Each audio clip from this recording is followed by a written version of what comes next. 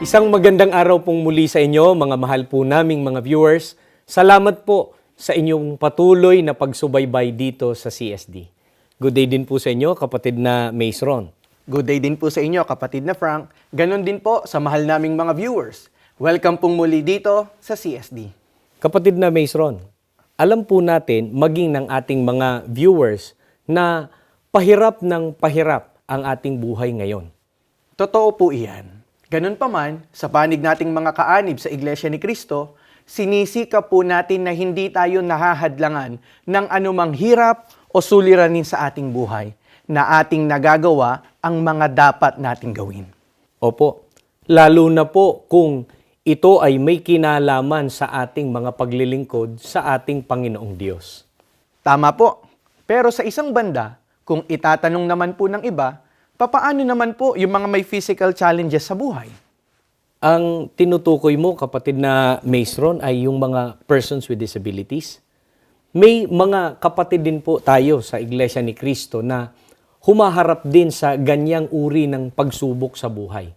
Mga mahal po naming mga viewers, nais po naming i-share po sa inyo ang dalawa po naming kapatid sa Iglesia ni Cristo na araw-araw ay nakararanas din po ng iba't ibang pagsubok sa buhay, lalo na po at sila ay kabilang sa tinatawag na persons with disabilities. Kilalanin at alamin po natin ang kanilang buhay. Narito po sila.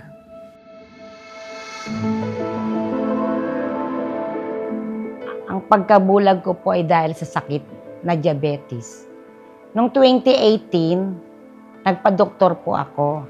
Ang sinabi po ng doktor ko, ang magiging sakit ko raw po ay triple D. Yung huling D raw po, ang dapat kong katakutan. Ang unang D raw po ay diabetes, sumunod po dialysis. Ang pangatlo po ay dead, kaya triple D raw po.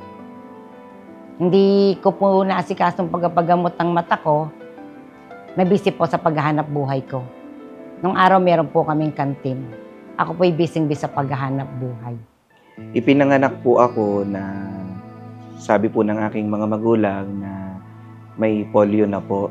Tanda ko po, nung nabubuhay po sila, pinanganak po ako na sa ospital pa. Yung sukat ko po ay malabote at ilang araw po na nasa incubator. Sa pagtagal po ng panahon, nakita po nila na nagde-deform po yung aking right foot. Ngayon po, ang tawag po doon ay club foot. Tapos po, mahina din po yung spinal cord ko. Kaya ang tendency po noon, mula po nung ako po ay magkamulat, aking kaisipan hanggang sa pag-aaral po ay ang aking pong ginagamit po ay ang wheelchair.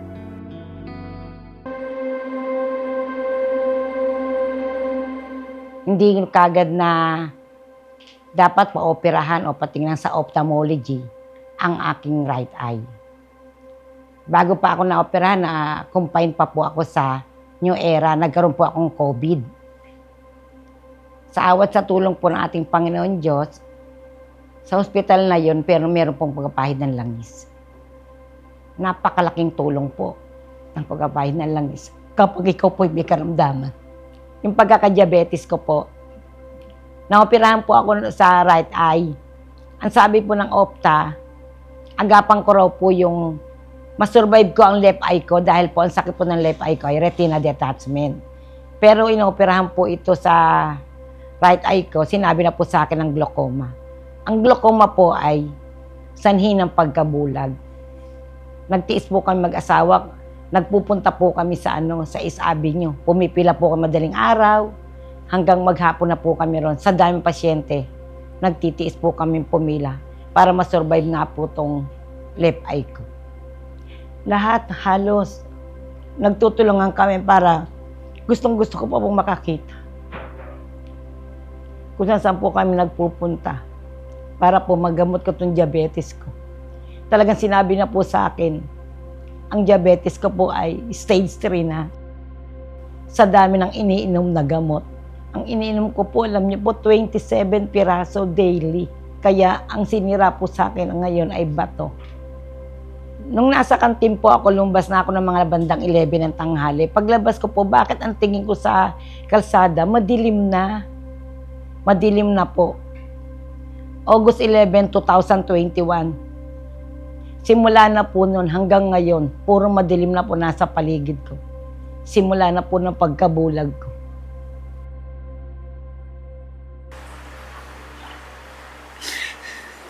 Napakahirap po. Napakahirap.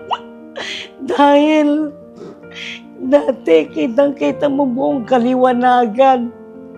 Kahit saan ka magpunta, kayang-kaya mong umalis ka ng mag-isa.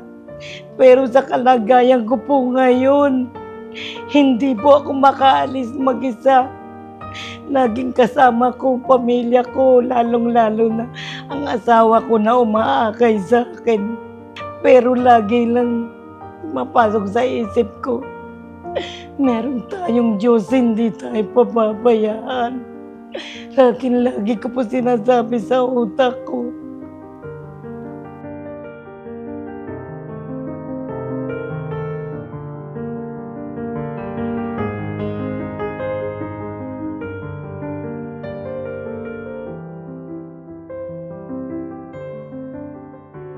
Pag ako lang po mag-isa sa loob ng bahay namin, pumapanig ako sa taas, nananalangin ako.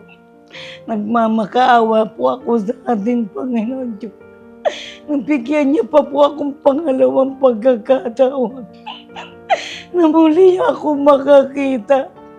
Hindi na po para sa akin, sa pamilya, upang maglingkod po ako sa Kanya. Nagtatagpo akong panata sa pansarili ko po. Yung pong ginawa ko sa buhay ko. Mula pagkagising madaling araw, alas 7 ng gabi, tinatag ko na po sa sarili ko yan. Nagpapasalamat ako sa ating Panginoon Diyos dahil binigyan po akong mabait na asawa, matulungin ng mga anak. Sa pag-aalaga po na dyan ng asawa ko, kahit sa ospital po ako napupunta, lagi po siyang nandyan. Pero sa financial naman po, sa awa ng Diyos, nakakatulong po yung mga anak ko. Dahil hindi po nila pinababayaan. Lagi lang po sinasabi, ma, laban lang, laban lang. Lagi ka lang manalangin. Kung ano man dumating sa'yo, hindi sa'yo bibigay ng Diyos yan kung hindi mo yan kaya. Kaya pagka magpakatatag ka, nandiyan po yung maliit kong anak, kung nasan ako, sinisilip ako. Sa pag-iinom ko ng mga gamot, lagi po nila akong inaalaya. Bawat oras sa pagkain, lahat po nandyan sila, hindi po nila ako pinababayaan. Ang naitulong po sa akin ng Iglesia ni Cristo, tuwing araw po ng pagsamba, nananalangin po ako, pinapanalangin ko, idinadaing ko lahat ng aking damdamin. Pag sumasamba po kasi kayo tayo, nandiyan po siya, parang katabi niyo siya. Kausap niyo po. Kaya lahat ng paghihirap, gumagana ang kalooban. Kapag ako po sumasamba, nandun po lahat ng pangangailangan. Siya lang pong nagbibigay sa akin lakas, gabay sa aking buhay. Kahit ganito pong kalagayan ko. Masayang-masaya po ako dahil nakipagkaisa po ako sa mga aktibidad na sinasagawa po ng tagapamahalang pangkalahatan. Nakatira po kami sa bukid. Yung pong lupa noon ay ang may-ari po noon ay lola namin, ninang po at ninong ng aming mga magulang nung sila'y kinasal. Malayo po siya.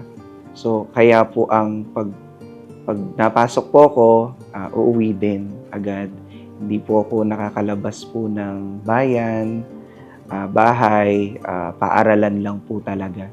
Nung nag-elementary po, grade 6,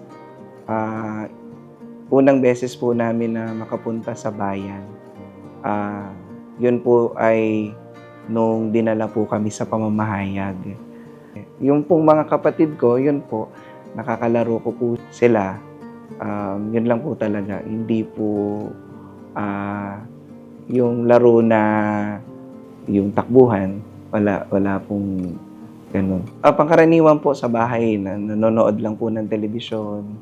Tapos po sa paaralan po, may mga nakakalaro naman po pag po mga lunch break, recess, doon lang po kami nakakapaglaro.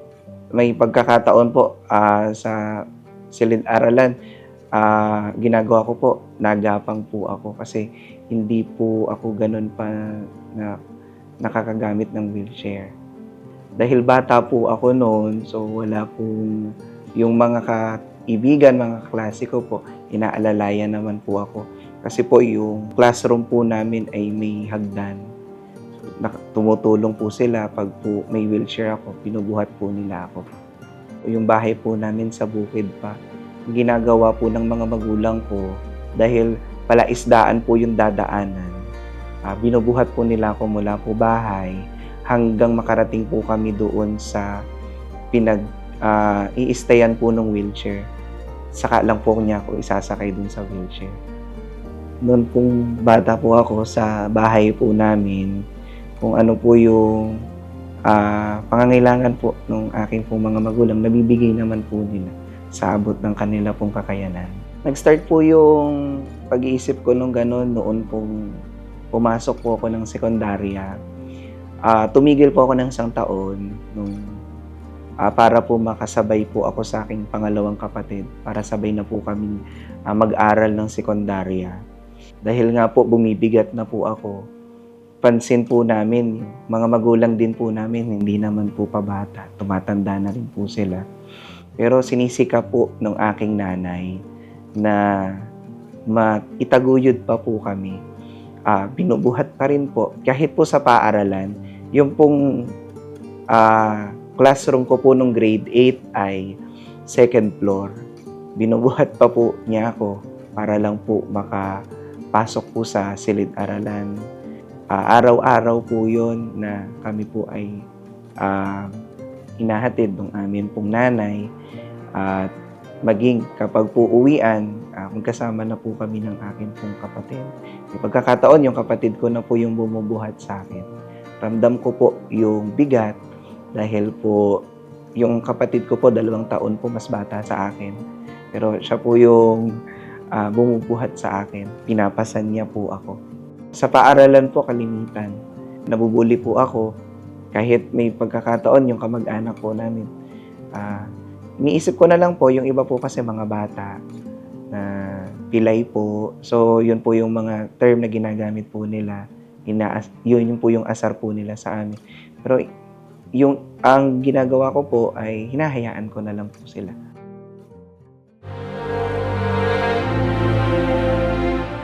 Namatay po yung tatay ko 2015, August 2015. Meron po siyang broncho. Yun po yung kanyang kinamatay. At may pneumonia din. Yung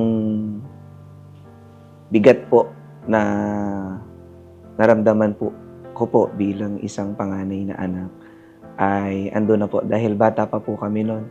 Tapos yung bunso po naming kapatid ay grade 5 pa lang. Namatay naman po yung nanay ko 2019. Inatake po siya sa puso. Mas lalo po naramdaman ko yung bigat dahil kami na po yung magpapasan ng amin pong sambahayan. Pero tanda ko po, sinabi ko sa bunsong kapatid ko, di tayo pababayaan ng Ama. Magkakaroon tayo ng maraming mga magulang. Buhay na patotoo po kami. Papaano po pinatnubayan at tinulungan kami ng Ama. Hindi ko po alam kung papaano po nakasurvive kami kasi tinanggap ko po sa sarili ko nung araw po na yon. Wala na po yung nanay namin. Ilang araw po ako na hindi rin nakatulog noon.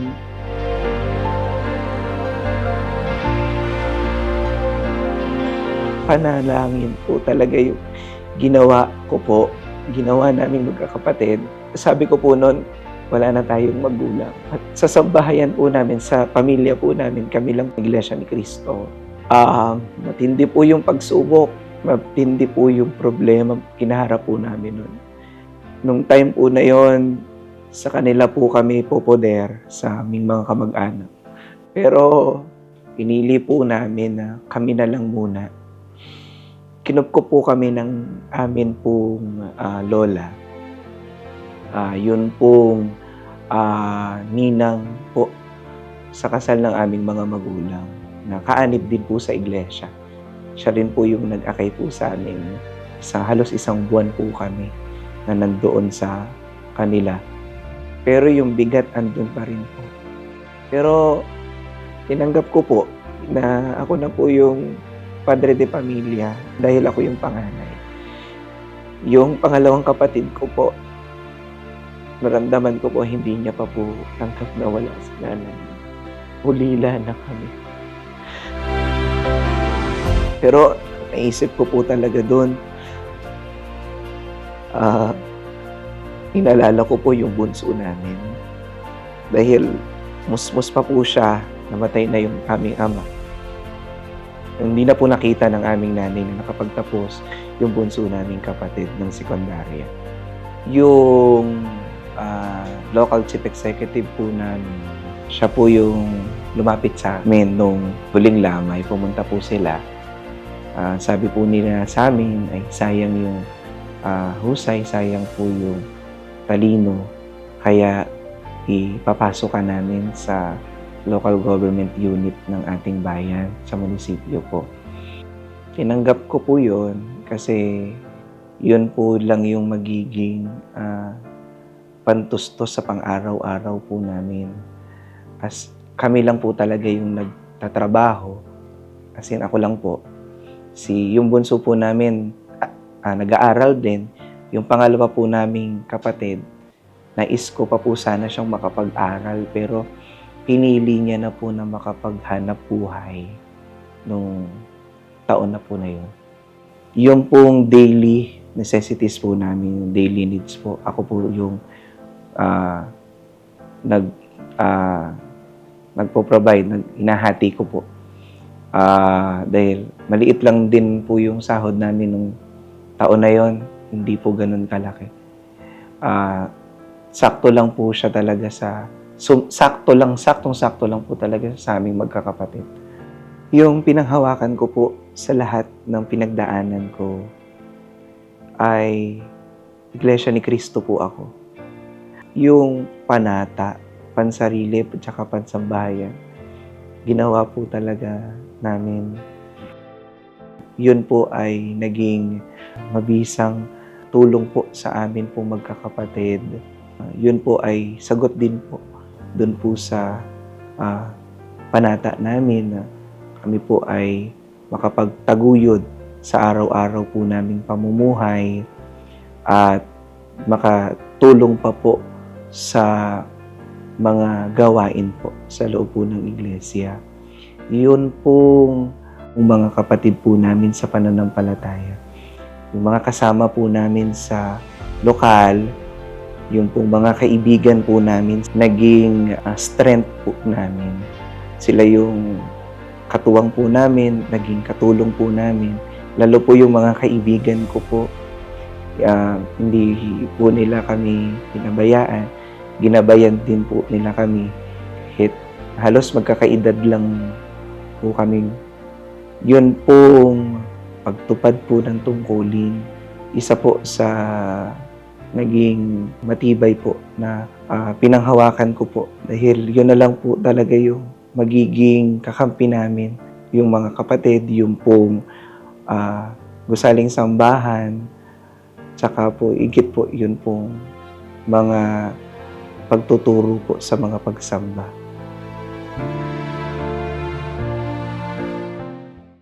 Damang-dama po natin sa kanilang pahayag ang kanilang paghihirap dahil po sa kanilang kalagayan.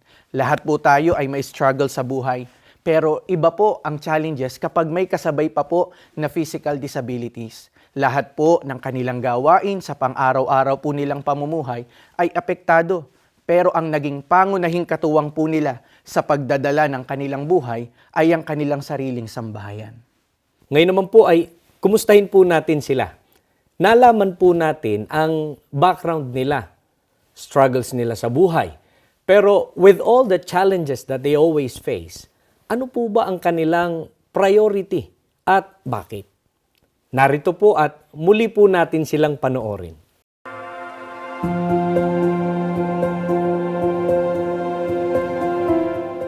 Magsimula po ng 2021 hanggang ngayon po 2025, 4 na taon na po akong bulag.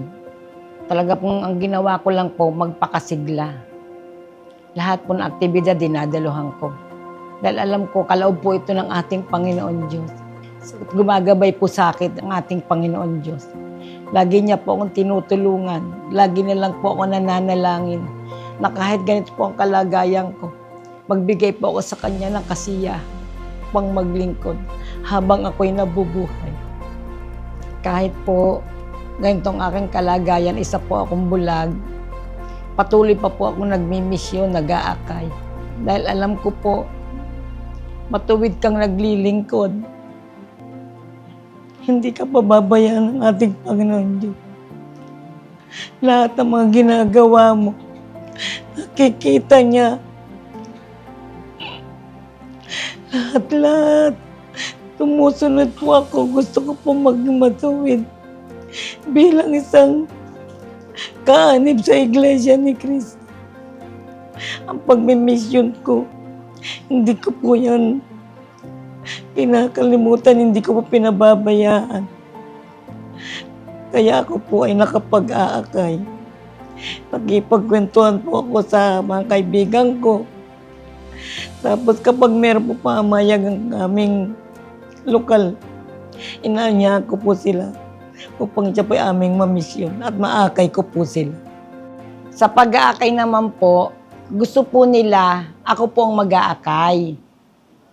Ginawa ko po yung bahay namin ng dako para pagpunta po nila, nandun po ako. Kusa po ako nagpupunta, kinakausap ko po sila, one-on-one po kami.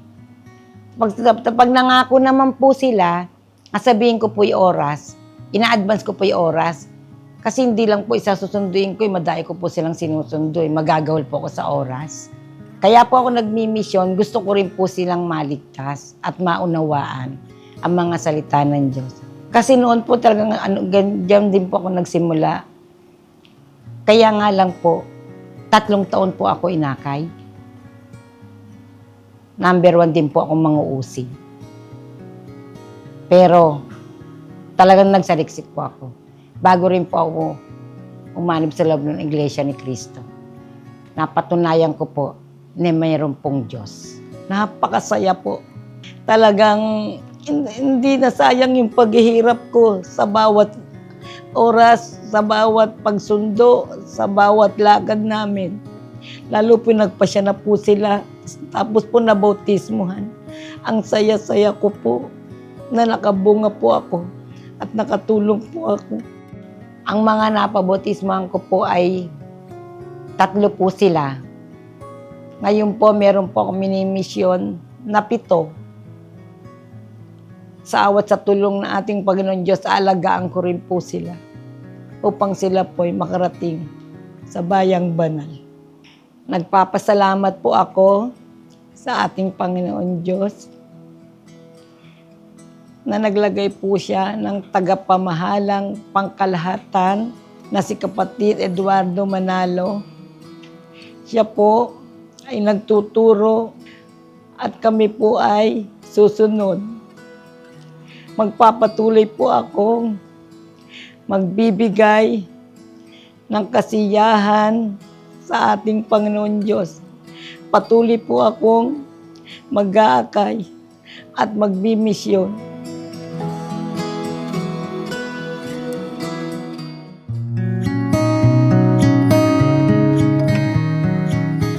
Sa kasalukuyan po ay nagtatrabaho pa rin po ako sa amin pong pamahalaang bayan sa Persons with Disability Affairs Office. Ako po ay Admin Aid 1. Ang trabaho ko po na ginagawa sa araw-araw, ako po ang nag-encode, nag-upload po ng mga nag-a-apply po ng mga persons with disability sa amin pong bayan. Ganoon na rin po, ako rin po yung may task para po sa mga accomplishment report. May pagkakataon po, dahil may mga hawak po kaming mga barangay, bumababa po kami sa kanilang mga buwan ng pagpupulong. Kapag po may mga activities sila sa kanila pong barangay, na patungkol po sa persons with disability ay ina-attendan po namin. Yun po yung pang-araw-araw ko po na ginagawa mula Lunes po hanggang Biyernes. Maliban po kapag po may mga task pa na pinapagawa po yung amin pong superior. Nitong nakaraang taon po ay ako po ay nag-start po na pumasok po sa kolehiyo. Nag-aaral po ako hanggang ngayon, second year college na Bachelor of Science in Social Work. Yun na rin po yung aming kinuhang kurso, inline po dahil po sa aming trabaho. Sa ngayon po ay masaya po ako na tumutupad ng akin pong banal na tungkulin sa loob ng iglesia. Sa kasalukuyan po, ako po ay Local Officer Record Custodian. May tungkulin po sa kapisahan ng Kadiwa sa amin pong lokal bilang pangalawang pangulo at CSD officer po ng amin pong distrito. Sa totoo lang po bilang tao ay mahirap po, mabigat lalo na po sa sitwasyon ko po na ako po ay may physical na problema po. May pagkakataon po talaga ay nagkakasabay-sabay po yun pong pagtatrabaho, yun pong pag-aaral, maging yun pong pagtupad. Pero po, pinanghawakan ko po yun pong mga turo po sa atin po ng pamamahala. At may pagkakataon po ay nilapitan ko po yung amin pong destinado. Dahil sobrang gulo po ng aking isipan, humingi po ako sa kanya ng payo at kung ano po yung maaari ko pa pong gawin dahil sobrang loaded po yung akin pong mga ginagawa. Lagi niya pong sinabi sa amin na aking natatandaan ay yun pong manalangin at panghawakan po yung panata. At higit po, mas iprioridad po yung pagtupad po ng ating pong tungkulin. Ang ginagawa ko po dahil nga po sobrang dami po nung task mula po sa pagtatrabaho, sa pag-aaral, maging po sa mga tungkulin po sa loob ng iglesia, nagagawa po ako ng schedule sa note po kung ano po yung schedule ko. O di kaya po sa calendar, yun po yung ninonote ko po doon kung ano po yung mga dapat kong gawin at ano pa po yung mga hindi ko pa po nagagawa. Higit po, ang pinaka-priority ko po ay yun pong pagtupad po ng aking pong tungkulin. Ganoon na rin po ang pagtulong po sa gawaing pagpapalaganap. Sa kasalukuyan po ay may napabautismuhan na po ako at mayroon po na mapapabautismuhan pa po. Mayroon po na ginagawa na pagmimisyon sa amin po. Yun pong pagtulong po sa gawaing pagpapalaganap ay ginagawa ko po dahil makabagong teknolohiya. Nagsisend po kami ng mga links sa amin pong mga katrabaho, sa akin pong mga kaibigan, ganoon na rin po sa aking mga kakilala, lalo na po malaki po yung network na sakop dahil persons with disability, yun pong aking nasasakupan. Marami po kaming nasisendan po ng mga links, ganoon na rin po na dadala po namin sa mga misyon at gawain po. Pag tumutupad po ako, mas gumagaan po yung mga alalahanin po at mga problema ko po, lalo na po sa dami po ng ginagawa ko po sa araw-araw. Ang lagi ko pong naiisip kapag po may napabautismuhan o mapapabautismuhan at tumutulong po sa gawaing pagpapalaganap, fulfilling po ito sa akin sapagkat higit po nakakatulong po tayo sa pamamahala sa malawak pa po nitong gawain at bilang convert din po ako ay masarap po sa pakiramdam na ipamahagi po yung pong pananampalataya natin sa loob ng iglesia sa akin pong mga kaibigan, kakilala, maging sa akin pong mga katrabaho, lalo po sa akin pong mga kasama sa sektor po ng may kapansanan sa persons with disability. Kapag po nagmi-mission po kami, ay lagi ko po na tinatanaw sa kanila na nais din namin sila na maligtas pagdating po ng araw ng paghuhukom. Sapagkat ganito na po yung aming naging kalagayan sa mundo, nais namin sila na magtamo po ng kaligtasan. Ang pagtulong po sa gawaing pagpapalaganap ay para po sa lahat. May kapansanan ka man o wala, sapagkat ito ay kautusan ng ating Panginoong Diyos upang makaalam ang lahat ng tao na maligtas po sila sa araw po ng paghukom. Sa amin pong pinakamamahal na pangalawang tagapamahalang pangkalahatan, ang kapatid na Angelo Eranio V. Manalo, maraming salamat po sa pagsuporta po ninyo sa mga aktibidad sa loob po ng iglesia, lalo na po sa amin po na mga persons with disability at mga nasa differently abled po. Sa amin pong pinakamamahal na tagapamahalang pangkalahatan, ang kapatid na Eduardo V. Manalo, maraming salamat po sa paglulunsad po ng mga aktibidad para po sa amin po na mga differently abled at maging sa mga nasa Christian Society for the Deaf. Inspirasyon po namin kayo sa patuloy po na mga pagtupad po ng amin pong sagutin, maging sa mga gawain po sa loob po ng iglesia. Mahal na mahal po namin kayo. Pangako po ay patuloy po kami na susunod at pasasakop sa lahat po na inilulunsad po ninyong mga aktibidad sa loob po ng iglesia. At sa ating Panginoong Diyos at sa ating pong Panginoong Jesucristo, nangangako po ako na mamamalagi po ako sa kasiglahan habang ako po ay nabubuhay.